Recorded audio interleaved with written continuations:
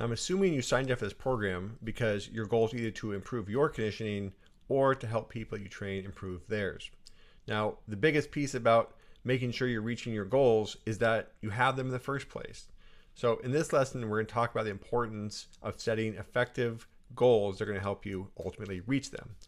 All right, so first and foremost, let's talk about why do we need to set goals. So whether you're a fan of South Park or not, there's a great episode here where the devil basically explains that part of our behaviors are driven by dopamine. Now, he was talking about addictions, but the reality is dopamine is what drives us towards these goal-oriented behaviors. As human beings, our biology is ultimately wired to reinforce certain actions, and those actions are more reinforced when we're directed towards a particular end or a particular goal. So it's one thing to say, well, I want to improve my conditioning. That's a very broad goal, but it doesn't necessarily mean that just saying that is the right way to make sure you're going to actually reach it. So let's talk about the different types of goals, because this is really important to understand as well.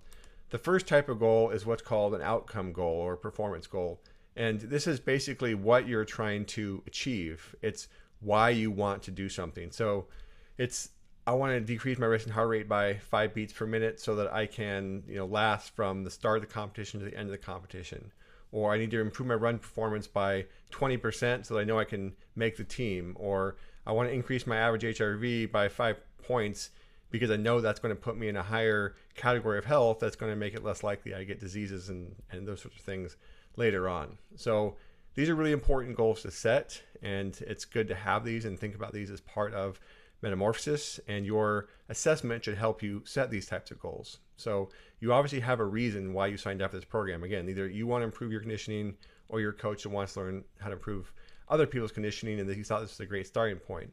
Either way, it's important, again, to have this idea of what you want to achieve from a tangible standpoint in terms of these different markers of conditioning that we are measuring through the assessment, and then we'll be retesting and going through as we progress the program.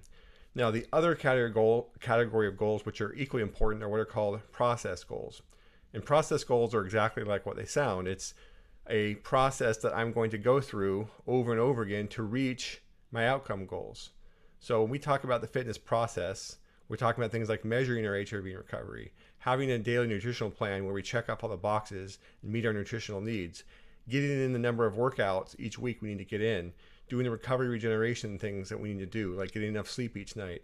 So each day we are going through a process of improving ourselves physically and mentally, and therefore our conditioning is going to improve over time as long as you repeat this process daily.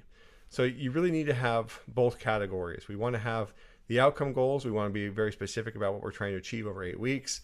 And then we want to make sure that we have goals in place so that we have the right process to do that. And then we're also hitting those goals on a daily basis. And the end result should be, if we hit our process goals, we know that our outcome goals are going to happen. So this is just important to recognize these two different types of goals and how they work together to, again, ultimately make sure that you achieve the end result that you're looking for. Now, the biggest thing here is as you progress through Metamorphosis, I want you to have workout goals.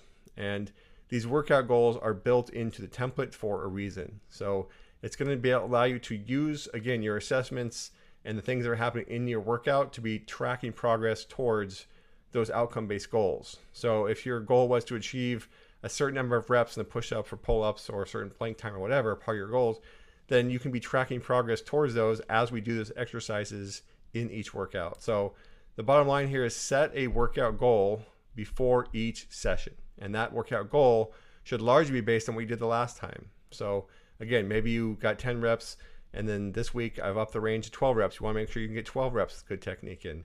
Or maybe last week you did an exercise with 180 pounds. You want to up it to 190 pounds and hit the same number of reps. Or maybe you hit a certain distance in 12 minutes or 10 minutes or whatever the exercise was. Well, you want to make sure you can hit a further distance at the same time. So again, we want to be constantly striving for improvement, and the only way to do that is to make constant improvements, and that's part of that daily process over time that's going to lead to our long-term goals being reached.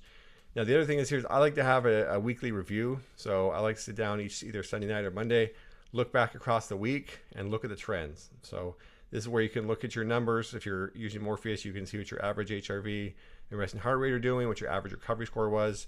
You can look for improvements for what you did throughout the week. But I like to have, again, a weekly review just to make sure my numbers are on the right track. Now, when it comes to tracking process goals, that's a bit different. There are different ways to go about this. In broad strokes, there's either the technological way. So use an app, a couple here that are good and popular that can use on your phone, either Loop or Streaks, depending on what kind of phone you have. Again, these are both highly rated. They allow you to put in what these process goals and habits you're trying to reach are, or the old-fashioned way is simply writing it down. And this is where what's called like a habit journal. But the important thing, like I said, is recognizing what habits, what routines, what processes you need in place to be successful, and then completing those again and again and again. So again, a good example could be, I need to improve my sleep because it's inhibiting my recovery. So I would start building a process to make sure that I go to bed at the right time, I eliminate caffeine, I do all these things on a daily continuous basis that allow me to improve my sleep and therefore get better results for my training. So whichever one you choose, whether it's the technical way or technological way of using your phone or some sort of a device to track it, or you just want to write it down in a journal, either way can be effective. The key is that you're doing something to, again, make sure that you have the process in place you need and that you're actually completing that process on a daily basis. That's really the only way to reach those outcome goals, and it's very, very valuable as a result. So the reality is, again, setting the right goals is greatly going to increase the likelihood that you'll reach them. There's mountains of research on this in terms of weight loss, stopping smoking, improving diet, all these sorts of things. Setting goals is a really important process in making sure you reach them, but you also have to make sure that they are the right goals, because it's one thing to say you want to do something, it's another thing to actually do it. So first and foremost here, be realistic. This is an important part of it because that's actually how our dopamine system works. So if we set a goal and we fall very far short, even though we put in a lot of work, our dopamine system does not continue to reward that behavior. So if you set very unrealistic goals and you don't reach them, you will become frustrated by that, and ultimately you'll be less motivated to do it. So you have to set goals that are very realistic based on where you're at and based on where you can be in a certain amount of time. And that's part of the problem with fitness, is very unrealistic expectations are set based on social media, based on marketing of magazines and everything else. We want to believe that we can achieve these breakthrough transformations and look like supermodels in 8 weeks or 6 weeks or 7 minutes a day, your abs or whatever. But that's just not how the body works. So be realistic in your approach of what you can improve and how long it's going to take you to improve it. Write your goals down. As I mentioned, writing things down is part of this process in the habit trackers, and just your outcome goals, making sure that you have them actually concrete and tangible is much better than just kind of having them up in your brain somewhere floating around. And then focusing on the process, again, is a very important part towards making sure that you're going down the right process, and it'll allow you to identify areas where, again, you might need the most improvement. And the reality is no one's perfect. Your process won't be perfect. It'll be broken here and there from time to time. But having that process in place will allow you to course correct and get back on the right track, versus if you don't have anything in place that you know you need to be doing on a daily basis to reach your goals. And then tracking consistently. Again, this is part of developing the right habits. And this is also part of why I tell people to measure HRV in their recovery every morning. And one of the values of that is it allows you to be very consistent in your mindset and waking up and focusing on fitness and focusing on your health, the things you have to do for the day, how you're going to manage your recovery, your training, all those things. It's being very consistent in everything you do that's ultimately going to lead to consistent results. So that's a big piece of that.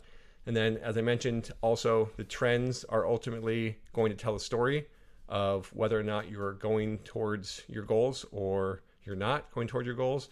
So make sure that you have something in place to review those, both looking at tracking towards your outcome goals, what you're trying to achieve, and that process that you have in place to reach them. So adding in a weekly review there will help you make sure that you're doing that. So once you set your goals, you're going to be in the right spot to get started training. And then as you track throughout it, you'll be in a great place to make sure that everything is going according to plan.